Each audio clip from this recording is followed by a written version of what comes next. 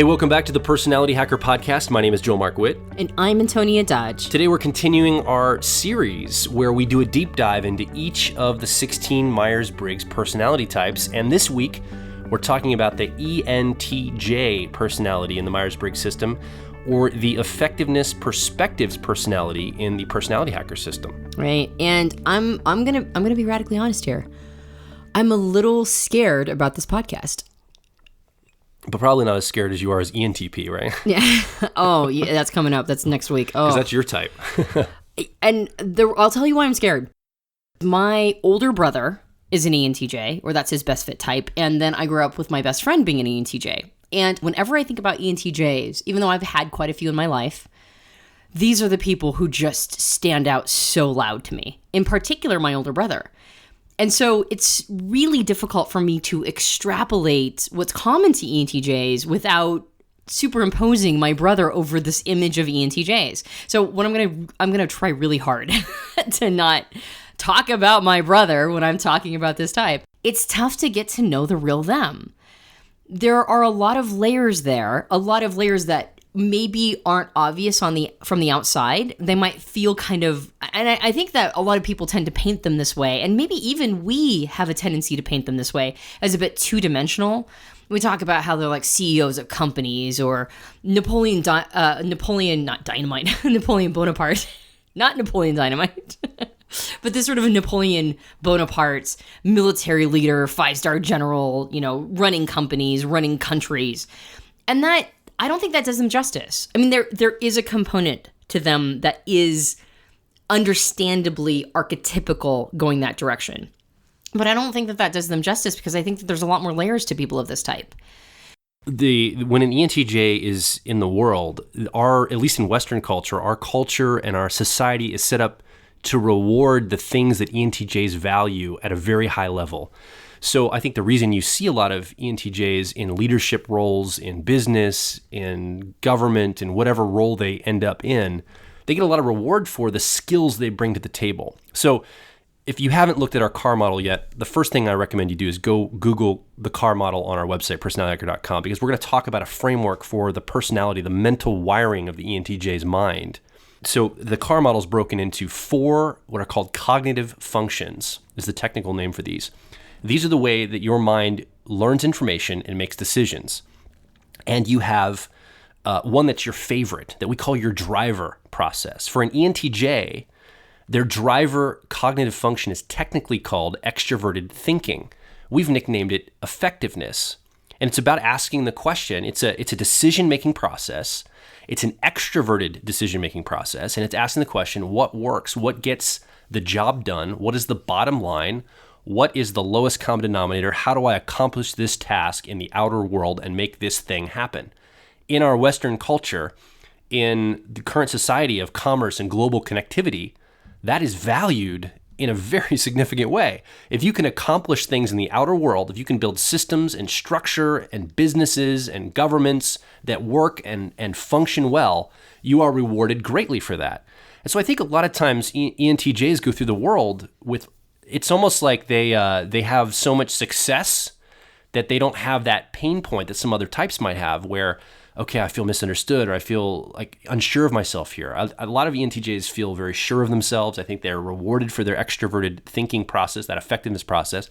And I think that really sets them up to almost be like, there's really nothing wrong with me. Everything's going great. They might have some personal things, or there are some misunderstandings, but life is fairly good for me. Things are working out for me, and I'm rewarded for the things I bring to the world. I think there are some unique elements to that, though. I think, and I think we'd like to address this. If you're a female ENTJ, you're going to enter into some unique challenges and problems, because sometimes people don't receive you well as a female based on what they want to project onto you as a role, like a gender role for you. So I think that's one challenge that is obvious to you. If you're a female ENTJ listening, you're like, yeah, I totally have some struggle in my life based on people projecting what they think I should be as a female. And I think there's also some of this expectation to always be the one that has all the answers as an ENTJ, the one that can always get the job done. And sometimes you may not feel that at all times. And so I think there's some struggle there. But I think majority of the case, that effectiveness process is rewarded in our culture more than maybe some other processes that people bring to the table. There was one thing that you mentioned that I think there is a little bit of a subtlety here. And you mentioned that they have a lot of confidence. And I think that's true. I think that ENTJs generally are rewarded. Oh, go ahead. I should say my nuance to that would be perceived confidence by others. Not necessarily they always feel confident internal, but when they show up to the world, the perception is that nothing rattles them. They're always confident in the moment. I'm glad you made that distinction, because I was about to say, I don't think they always feel confident. In fact, when we sent out the survey, now we didn't get nearly as many responses back on the ENTJ survey as we have in some of the other types. And that makes sense because ENTJs are off doing stuff. Most of the answers we got were also very short. And in fact, we've gotten feedback from ENTJs on other, programs and content that we've created. If it's 15 minutes, they're like, that's too long, I'm moving on. So there is definitely a sense of like, I can't really slow down. I got to keep going. I got to keep moving. And I think what ends up happening with that confidence piece is that if they aren't feeling confident, they're really good at ignoring it. They're really good at going, well, I'm not feeling 100% confident here, and yet that's really not a very valuable emotion. Feeling insecure, feeling a lack of confidence, that's not really going to serve me. So I think they have an easier time of ignoring it when it's getting in their way. That doesn't mean it goes away. It doesn't mean that the confidence suddenly goes away, although there is something to be said for, persevering, doing things anyway, even though you don't feel secure about it 100%, and then getting rewards for, being willing to be the mistakes of commission kind of person, being willing to act, and then get feedback like, no, that's actually a good thing. Going ahead and even if you're feeling insecure, just keep going. I think that they do get plenty of feedback that says that was probably the right action. And yet I think that there's still a sense of uncertainty at times, and other people don't necessarily experience that from them. And that's something that's important to address, because we do get this image that they always feel confident at all times. That is the perception that other people have of ENTJs. That is the perception I had of my brother, is that he never lacked confidence. The problem is, though, that he hadn't always reached what I would, at this stage of my life, in retrospect, realize what I think at this point is the right conclusion. Like, sometimes his conclusions were hastily made. They were very fast assessments of how the world works. And he was fairly, I would say, influenced by a lot of the templates he observed in the world. If there was a template in front of him and it seemed like a template that worked, he just immediately adopted it. And he said, that's the way things work. And there's a good and bad piece to this, not really questioning yourself much. The good piece is that, you get into action quick. You can ignore those moments of insecurity. You can ignore that lack of confidence that you sometimes feel and persevere anyway. But the other side of the coin is sometimes there's an overvaluing of a template you've observed that seems to be working, and then just not questioning it again. So whatever is our strength, whatever supports us ends up crossing us. And I would say that that's probably one of the biggest crosses for an ENTJ. When they're leading with that effectiveness process, effectiveness is fast. It makes evaluative decisions really quick. It doesn't really question itself. If it does, it learns to ignore it and it just keeps moving. Awesome skill, except for when you're wrong. And in particular, when that belief or that feeling or that observation isn't serving you. If it's something that isn't particularly helpful, even though it feels like it's a helpful belief because it's, you saw this template and it seems to be playing out over and over, so that must be how things are. If it's not a belief or it's not an observation that serves you, then sticking with it and not reevaluating it can actually lead to quite a bit of pain. It can lead to some failed relationships because this is how relationships work. So I'm going to continue behaving in this way.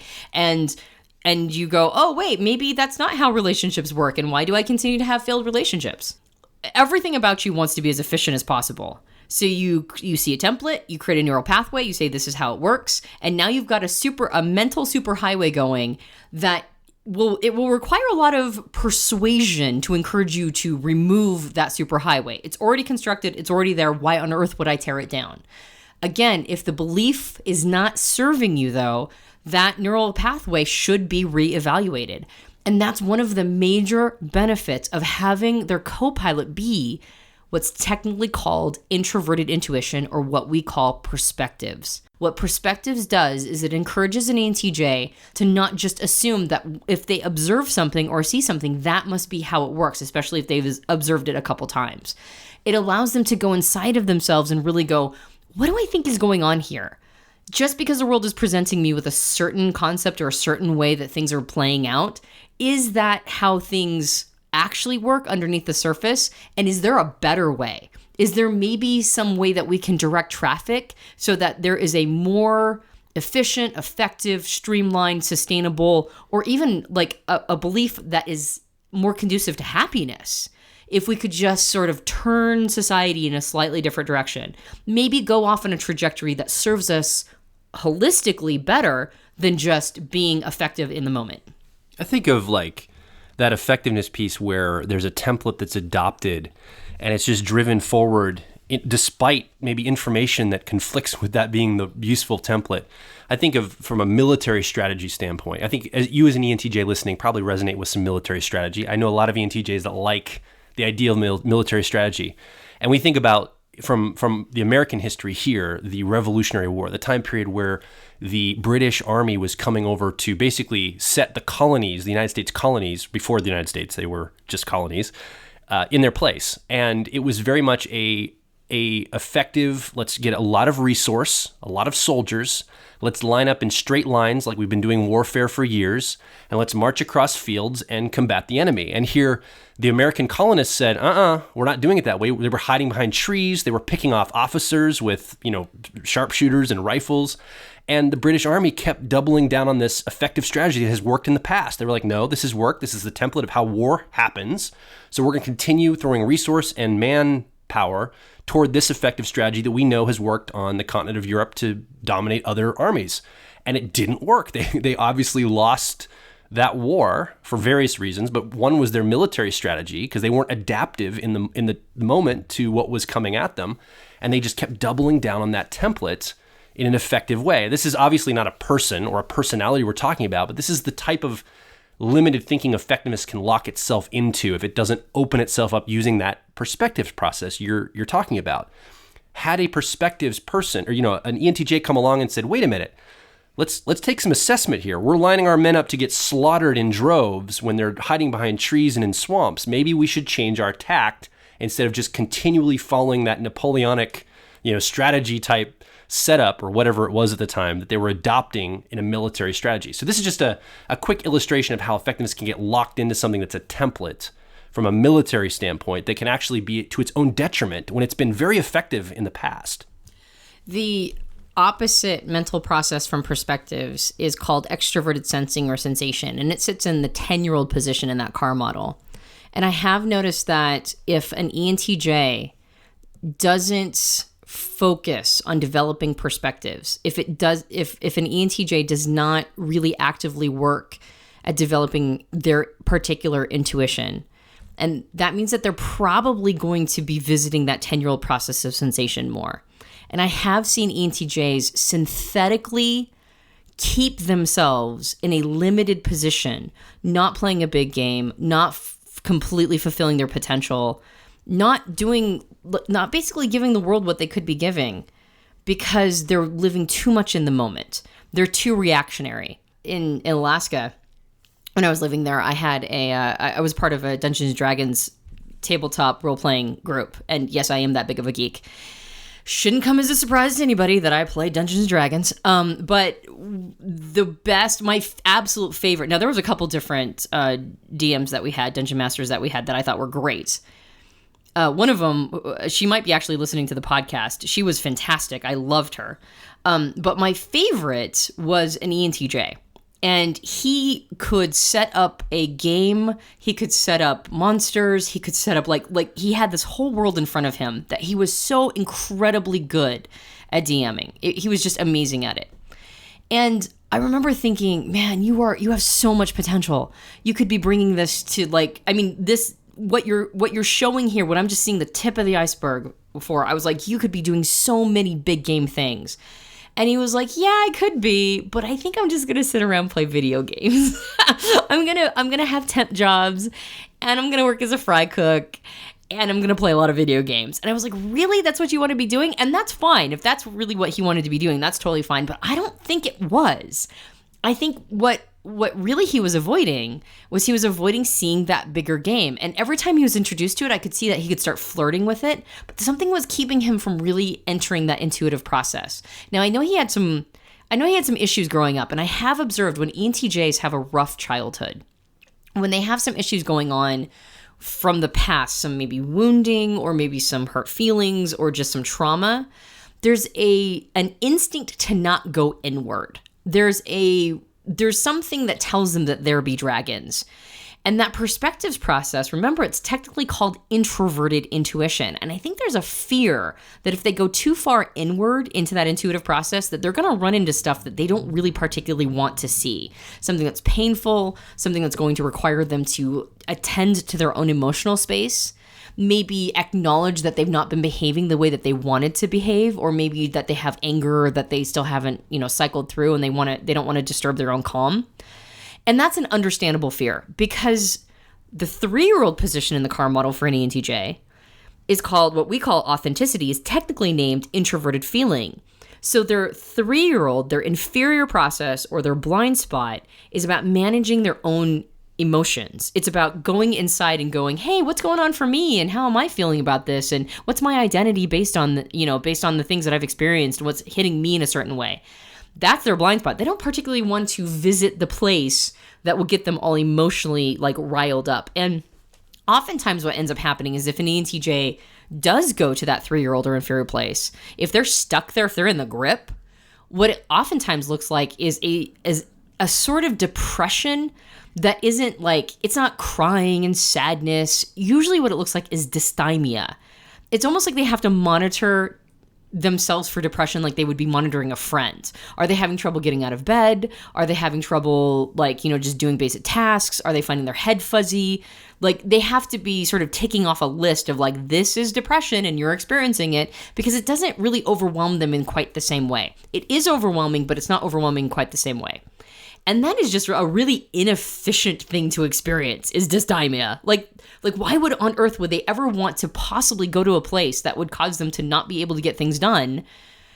Why wouldn't they just avoid that altogether? So there is a sense of not wanting to have to go to that perspectives process, just in case it would have them running into authenticity, just in case they'd be going in and going, ooh, that's not a very fun place to go. And I maybe have some shit down there that I haven't really processed yet. And maybe I don't want to really process that stuff yet.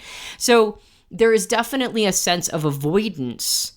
And then when they're in that space of avoidance, what they've done now is they've prevented themselves from fully developing their potential and playing that bigger game. Not to say that an ENTJ can't take over the world and not have done inner work or whatever. That definitely happens as well. But I have noticed that the more a person is avoiding their past or avoiding wounds or traumas or avoiding emotions within themselves, an ENTJ is, the less they're going to be reaching their full potential. And what's nice about entering that perspectives process is that there is a way for them to observe their own mind. There is a way for them to watch what's going on inside of them without having to go into the depths of their emotional stuff. They don't have to necessarily visit all their baggage. They can take a more impartial place. So my brother is a science fiction writer. And he's got the Midas touch. Whatever my brother wants to do, as soon as he decides to do it, he calls himself the luckiest man in the world, but he knows he's full of crap. He knows that he works super hard and he makes it happen, and he's really good at positioning and he's really good at influencing people, and he almost always lands on his feet. So he's started companies, and he's been the CFO for a couple companies, and he's been the COO for a couple other companies, and he worked his way up, and and this is, by the way, he had 2 seconds of college, and he's just always been so incredibly capable that people hand him a lot of responsibility. So he gets to a point in his career where he's like, you know what? I think I want to be a science fiction writer. I think I'm just done with this corporate game. So he ends the corporate, he leaves the corporate world, and then he immediately gets invited into this incredibly high quality writers workshop filled with all these different very, very well-known writers. He ends up becoming the personal assistant for what is, I would argue, is probably the most famous popular writer at our time right now. The number one writer. You know his name. I'm just not going to mention him, but you know his name, and he's incredibly famous. And he ends up being his personal assistant for 6 years. And of course, that gives him all these inroads into publishing. So his very first novel ends up not only published, he's now on his 5th book, and his books, he and his writing partner series of books, because he has a writing partner, who actually did work his way up in the writing field, by the way, like took over a decade to get to the same place that my brother got to in like 2 seconds. The two of them now have a TV show that is based on their books, right? That's coming on the Sci-Fi Channel next month. And so it's like this ridiculous story, and it's not even a rags to riches story. It's a riches to riches story, because everything he's ever touched, like he just makes it happen. And he has a lot of trauma from his past, right? He didn't have a great upbringing. There was some stuff that happened to him when he was a kid that was just very, very difficult for him to manage. He still has a lot of resentment and anger, or he had traditionally had a lot of resentment and anger. But I've noticed he's really been working on his perspectives process, in particular because of the imagination that writing requires of him. It requires of him a lot of just being inside his mind and architecting this world. And I mean, he's really had to do a lot of work. So when I was talking to him, I flew out and stayed with him for a week, and we played video games and drank margaritas and really caught up for the first time in a long time. And we were talking about how he felt about his, our past, basically, like our parents and our upbringing. And I know he's got a lot of trauma. And he just had this really philosophical way of looking at it. It was like, yeah, I probably have a lot of wounding. I probably have a lot of emotional stuff going on. But I also recognize that I'm a really judgmental person, and I'm probably not going to be able to change that. But that doesn't mean that that's anybody else's problem. That's my stuff. So what I'm going to do is he didn't use the whole phrase hold space. He would hate the word hold space, but he said whatever his version of hold space is. He's like, yeah, I'm just gonna kind of allow myself to feel that way, and I'm just gonna kind of watch my thoughts and just observe them and just let them be whatever they are. And I'm just gonna assume that I don't know what's going on for anybody else. I don't know where they're at. I don't know what position they're in. I don't know 100% of their story. I don't know why they did the things that they did. I can imagine why they did, but I'm just not gonna care about that. Like I'm not gonna let that destroy me. I'm just going to allow that to be, and I'm gonna recognize that. That's just how it is. And I'm going to continue to move on, and I'm going to kick ass and take names. And that's how I'm going to roll. And I thought that was a really smart way of going about things. I know another ENTJ, what she's done is she's allowed herself to be in really bad situations. She actually has the power to be, to get out of that situation, but she's chosen that that's more work than she wants to put into it. So she just kind of totally ignores her inner wisdom, totally ignores a space where, she's decided that she's just going to go ahead and just stay here as opposed to leave. And she's going to find a way for herself to be happy. Now, if she couldn't change her circumstance, I think that would be a really smart way of going about it, like finding the perspective in which you're happy. But she's actually done it to avoid work. Her effectiveness process has defaulted to efficiency, or actually what it's really done is it's defaulted to not wanting to ever have to expend resources.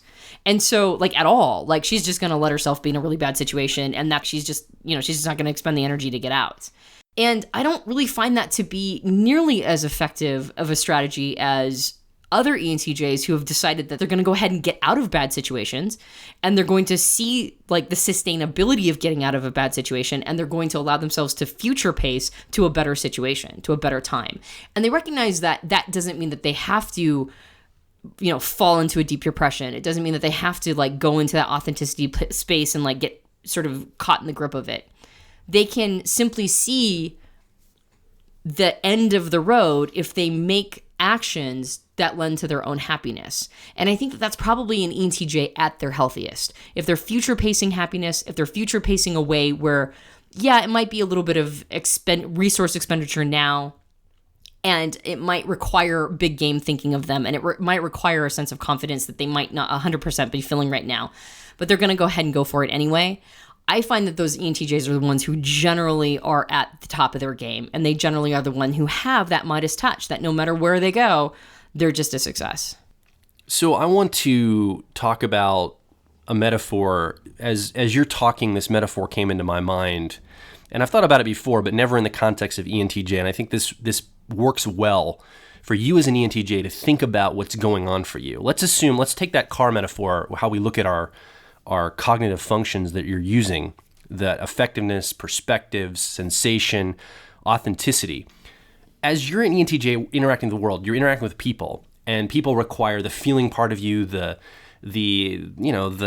relational part of you, and that's your inferior process. The feeling part that you bring to the table, that introverted feeling, that authenticity, is something that's a blind spot for you. It's a 3-year-old in your car. You're much more focused on resource management and getting the task done. So let's assume that your life is you driving along in a car, in an automobile, and everything's going great. You're efficiently going down the freeway, and all of a sudden, the check engine light comes on in your car, in the vehicle you're driving. And that check engine light is something tied to that authenticity process. It's saying, I don't know exactly what's wrong with the engine, but you need to check it because something's going wrong. You as an ENTJ are most likely going to be tempted to take, as you're driving, rip the cover off where the light comes on and just snip the wire so you don't see the wire anymore. It's going to be so much more efficient for you than to pull over the car, take the time to get off the freeway, stop the vehicle, open the engine and look inside and see what's going on, which would be you getting into that perspectives process to figure out the system of what's happening. And there may be some emotions in there and stuff. It's so much easier for you just to snip the check engine wire so the light goes off. Now you don't see it anymore. That's fine. Life is going well. I don't see that check engine light coming on. I don't have to deal with that icky emotion that I'm not even sure what it is. It's just a check engine light of emotion, and I'm not sure even what that means or what that means for me. That might totally make my entire experience inefficient. I might have to pull over and let my car rest or get it fixed or whatever. I'm just going to keep going through my day and snip that wire. And what happens if you do that? Does that make the problem go away as an ENTJ? Does the emotional trauma from your past or the emotional stuff that you have to deal with just end when you snip the wire and you no longer see the light on? Of course not.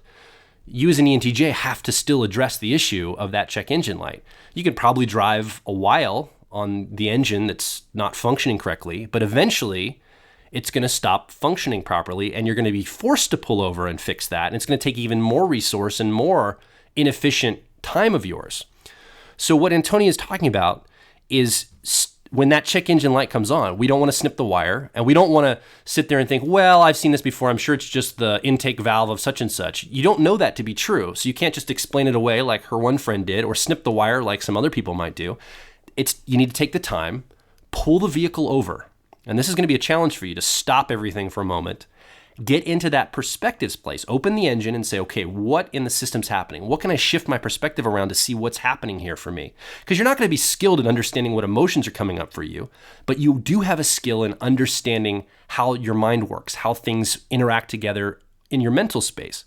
So if you can take the time to pull the car over and to really examine what's going on for you, why am I having this perspective? What's happening here? Why is this person angry with me? And this emotion's being blasted. I want to just tune them out because they're giving me this strong emotion, but I know that's not healthy for our relationship. So I've got to address this, but I can't play in the emotional space. So how do I figure out what's happening with them? Oh, I can access my perspectives process. I can shift into their perspective and see, I see why they're behaving this way. They're coming at it from this angle. And that perspectives process can really be used for you as an ENTJ to see the emotions that are coming up that just don't make sense to you sometimes, that are baffling or sometimes just overwhelming to you. And I think what we're really talking about is addressing the issues before they become a problem. And this is going to require, and this is something on the survey we did get back, a lot of ENTJs said they struggle with patience. I think you as an ENTJ, you intuitively know that the answer lies in slowing down and getting more inside of your own mind and understanding what's going on for you and other people in that perspectives process. But you're so excited about just closing loops, or you're so driven to accomplish or just keep the ball rolling, keep the tasks completed. What works? Let's get the job done. That slowing down makes it seem like all of that's going to go away. And it will, maybe temporarily. You might not get as much done this week if you slow down to take some time to meditate or to go on a run or to listen to some binaural beats or to just take the time to sketch out the strategy you want to have for your business, your life, or your relationship. But therein lies the power. As an ENTJ, if you begin to get into that perspectives process, you are going to ultimately be more effective over the long term, and you'll be unstoppable. There will be no check engine light that will come on that will throw you out of frame because you understand that you can access that perspectives process to be able to deal with those things as they come up. And I think what we're encouraging you to do is to take the time to develop that patience, because it's going to be a challenge for you, especially at first. When you first start doing this, you're going to resist it like crazy. I don't want to slow down. I want to keep moving. But the power in your personality type is going to come from slowing everything down and getting into that perspectives process for you. Yeah, there's one thing that came up in the survey a couple times that really relates to this. And that is a couple people were like, yeah, I don't really like emotions. I don't really want to have to deal with them. And at the same time, I have them and I want people to know that. Like, I don't really want to, I don't want to spend a lot of time there. I don't want to have to dive deep into emotions all the time. But I'm not an automaton. I'm not a robot. I definitely have my emotions. One of the issues with having authenticity or introverted feeling as your blind spot is that you are better at ignoring your emotions than most people are. It's part of your superpower is to ignore emotions in order to get the job done, which is something that needs to happen at times. There are times when we just can't stop any longer to check in with how everybody's feeling. We have to keep going. There are tasks to be done. The issue with this is that there can be an ignoring of conscience at the same time. In order to get something accomplished, you can ignore maybe a part of your, for lack of better word, inner wisdom, a part of your inner conscience that goes, maybe we shouldn't do this. And because you have the ability to ignore, needs or the ability to ignore pesky emotions, the ones that are interruptive, you can also apply that to ignoring conscience. One of the things that perspectives does beyond just, allowing you to future pace and all that actually really cool stuff that Joel just mentioned that perspectives does, it allows you to address your check engine lights and address all these other parts of you so that you're not driving with a big smile on your face just about to have the engine blow up. That's not the case. One of the great things that perspectives does for you too is it allows you to go inside and figure out what's important to you. You're able to, in a dispassionate way, not in an emotionally indulgent way, not maybe in a way that is all about, how things are making you feel, but more in a theoretical way. What's important to you? And I've noticed that ENTJs that spend time in their perspectives process tend to be the ones that have the highest amount of integrity. They're the ones that are the most loyal. They're the ones that are, they have these actually very admirable traits that oftentimes we would apply to conscience. They have them in spades. They're loyal. They give to the people that are important to them endlessly. They're checking in with morale. They want to make sure that the people around them, they have a sense of responsibility for the people around them, and they want to make sure everybody's okay. It's the ones that don't slow down, that don't allow themselves to go into an introverted state, regardless of whether or not it's perspectives or authenticity, that ignore that and just use sensation, that 10-year-old process, which is all about whatever's happening in the moment. They use sensation to give them feedback that says that everything is okay, but sensation is not looking at things in a sustainable way. It's only looking at things in a moment to moment. And so if you're using that feedback to say everything's a-okay and to ignore any sort of inner red flag that might be coming up for you, you can actually be unconsciously bulldozing people, or you can be unconsciously running over the top of their feelings. You can be disloyal. You can be taking actions that are actually against your own conscience, but you don't know that because you're ignoring your conscience when it tries to tell you that. This is why we get the stereotype of the evil corporation that's dumping battery acid in the river, upstream in a river that ends up destroying people's lives in a village downstream. This is that stereotype, which is the ability to just do what's profitable and ignore the consequences. And ENTJs aren't built to do that. They're built to think in terms of sustainability as long as they are taking advantage of all their cognitive processes. That long-range, future-paced perspectives process is where sustainability comes from. And treating people without ecology, treating people poorly, not looking at things conducive to happiness is not sustainable in the long run, even if that form of sustainability has to extend beyond your lifetime. Sustainability should be a very important piece of what you're incorporating into just the way you experience reality and engage with it. So that perspectives process does so much for an ENTJ. It ensures, and again, your personal relationships are very much going to be rewarded the more you use perspectives. A lot of times the ENTJs say, I don't understand my spouse. I don't understand my mate. I don't get what's important to them. I don't understand why they get fussy or they get emotional or whatever the phrase is. I don't understand why they're experiencing what they're experiencing. That perspectives process gives you an inroad into how other people are thinking, what other people are experiencing. So at least you understand it. Even if you're not totally there, even if you're not empathizing, most of the time for people of this type, all they have to do is really kind of understand what's going on, or at least recognize that there might be things outside of their awareness that's going on, and then they can hold space for their spouse. So that perspectives process does so much. I don't think that we can really, we can't talk it up high enough. Do what you can. Another reason an ENTJ might avoid perspectives, though, is that this process sometimes gets attached to concepts that are, quote unquote, woo-woo. Now, we've said this before in podcasts. We always get negative feedback whenever we say this. Anybody who's listening and just heard me say perspectives, introverted intuition is oftentimes associated with things that are woo-woo. I'm not saying it is. I am not saying that introverted intuition is in and of itself woo-woo. I am saying that to the outside observer, it can appear woo-woo because it does form patterns based on a subjective internal process, and those patterns may not gel with something that is definitive and concrete in the outside world. So that impression of something being woo-woo might cause an ENTJ to avoid developing their perspectives process. But I think the more the less judgmental the ENTJ is of things that are potentially considered woo-woo, the more openness that they show, the more openness to new concepts and new patterns and new ideas, even if it feels like, oh, well, I totally would never be into that new age stuff.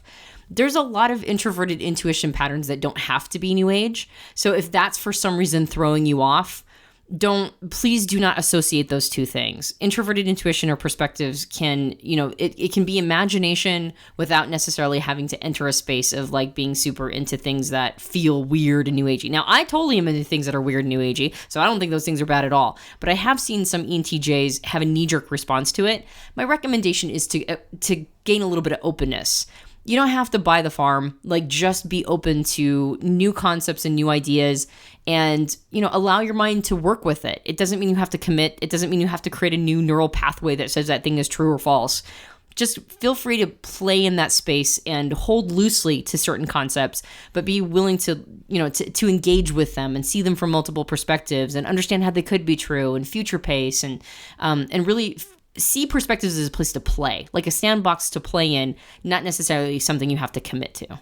Absolutely. We also have a lot of ENTJ females that tend to be part of our audience. And if you're a female ENTJ listening, I think you have a unique challenge in that in our culture, women, and I think this is changing, but traditionally women have been painted into this corner that it's almost like the world expects you as a woman to show up a certain way. And if your mind is wired differently, I think you have a unique challenge. I think men do too in some ways, but I think women in particular, ENTJ women, have a challenge in the world when they show up with their strengths and the culture or the people around them are like, well, you're a woman, you shouldn't be this way, you should be different. And people try to box you into something that you're not. Well, and I think that they end up being considered intimidating or ball busters. And I hear the word, well, she's just really bitchy because maybe you take leadership and you're willing to just call the shots and people resist that or they think that you're just bulldozing over them or something. So I think there's a unique challenge for you as a female. And again, we're going to keep coming back to the same answer, at least in this podcast, because we think it's the highest leverage thing for you as an ENTJ and that perspectives process to understand and you probably as a female already understand this. You understand, okay, culture expects me to show up a certain way and I'm showing up different. So I get that if I shift perspective and I see how people expect me to be because they're projecting this onto me as a woman, I'm going to go ahead and work with that and sit with that. And your perspectives process helps you get there. And you can probably see an ENTJ female who's not developed, hasn't gotten that perspective, being very frustrated, having a lot of struggle and challenge with this. And you can see females who've gotten that perspectives process, understand what's going on, and realize that this is a unique challenge that you face in the world as a female. I think one thing that we mentioned before about the perspectives process encouraging patience, I think that's something that can really serve an ENTJ woman who is experiencing a lot of pushback for who she is. there's a need to develop patience on a higher level when you're of this type and the world is giving you nothing but resistant feedback. Now, fortunately, we're in a time period of history where there's a lot more openness to an assertive woman who's very task-oriented, project-oriented, knows what she wants and goes for it. Like, there's a lot more openness to that, but it's still threatening, I think, overall to a lot of people, both men and women. Other women will find it very threatening as well. So I think developing that perspectives process allows an ENTJ woman to basically to get a more patient frame. It also helps them understand why other people might be feeling the way that they're feeling. And that patience actually helps soften the entire demeanor. Not that the ENTJ woman needs softening, but it might help encourage a more approachable or accessible demeanor or presence. Yeah, and I can see you as an ENTJ woman going, well, what's wrong with me? I'm fine. I don't need to be more approachable. I like myself. I like how I show up to the world. And that's great. I don't think you need to necessarily change yourself or fit yourself into a mold. I think we're just talking about how do you deal with some of the pain points that come with the culture projecting something onto you that may not be what you feel or what you're thinking about showing up as. Like, that's not your natural state. So it's like, why do you keep projecting this onto me? I think that's just what we're talking about.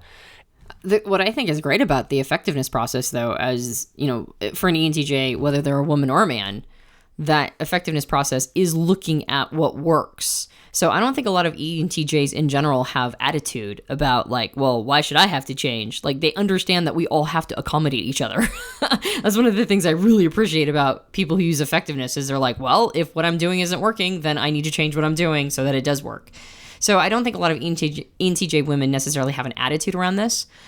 I think, though, that there is a sense, like you said, that there's a lot of stuff that's projected onto them, and a lot of confusion can be cleared by really focusing on developing that perspectives process to get inside the minds of why other people might be approaching them that way.